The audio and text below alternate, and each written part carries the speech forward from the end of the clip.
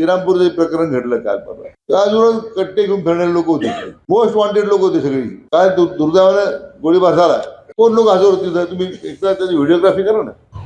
पोलिसांनी व्हिडिओग्राफी करायला पाहिजे होती. त्या अंत्यविधीला कोण लोक हजर आहेत, कोण आले ते? कोणत्या समाजाचा मुद्दा नाही आहे. गुन्हेगारी प्रवृत्तीचे शिरकाव घालते ते लोक. बाहेरून किती लोक आले होते अंत्यविधीला? आम्ही काही थांबणार का नाही? मला वाटतं गुन्हेगाराविरुद्ध कडक ही कोणती साधनं, तुम्ही आम्हाला सांगा तुम्हाला काय साधनं पाहिजे. आम्ही सगळे जायला तयार आहोत.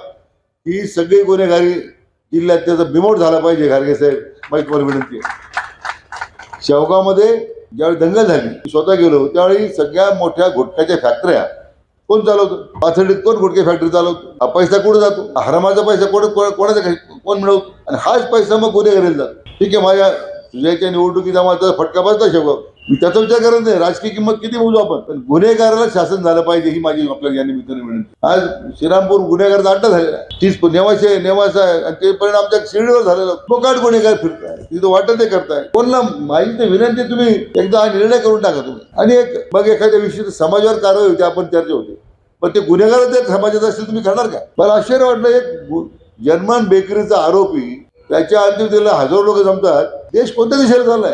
देशद्रोही कारवाई करणाऱ्याच्या अंत्यविधीला ठीक आहे, दुर्दैवाचा अंत कसा झाला असेल वेगळा, लोक त्याचा उत्सव साजरा करतात, म्हणजे लोक त्याच्या दिशेत हजर राहतात. संताप येतो आपल्यासारख्या एखाद्या माणसाला की काय चाललं का आपल्यामध्ये.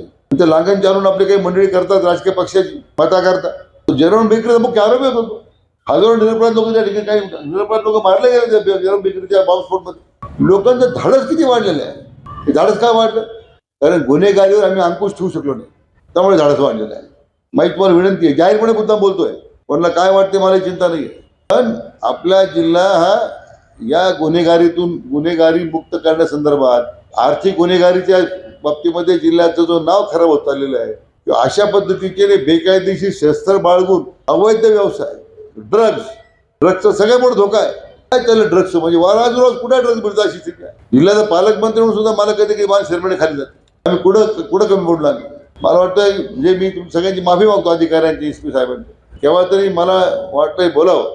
शेवटी आज कार्यक्रम चांगला, आज तुमचा पोलीस दलाच्या दृष्टीने महत्वाचा कार्यक्रम आहे. मी यासाठी बोललो, मला जी काही साधनं पाहिजे असतील, यंत्रणा पाहिजे असतील, आमच्याकडून काय मदत पाहिजे असेल, जिल्हा नियोजन मंडळाकडून तुम्हाला लागेल आणखीन काही निधी पाहिजे असेल, द्यायला तयार.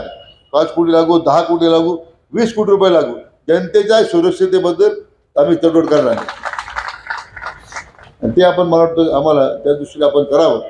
एक चांगल्या कार्यक्रमासाठी ठीक आहे, कार्यक्रम चांगला होता, पण मी मला राहावं नाही म्हणून बोललो मी, पण मला क्षमा करा. पण शेवटी कुठेतरी या संदर्भात कालची घटना मला फार म्हणायला लागली. द्रोही माणसाच्या अंत्यविधी लोक हजर राहतात, काय चाललंय ते, आपण कोणत्या दिशेला आपण निघालेला. म्हणून याचा बंदोबस्त झाला पाहिजे. पण एकदा मी आपल्याला आणि आपल्या सर्व पोलीस दलाला पोलीस दिनाच्या मनापासून शुभेच्छा व्यक्त करतो आणि थांबतो. जय हिंद.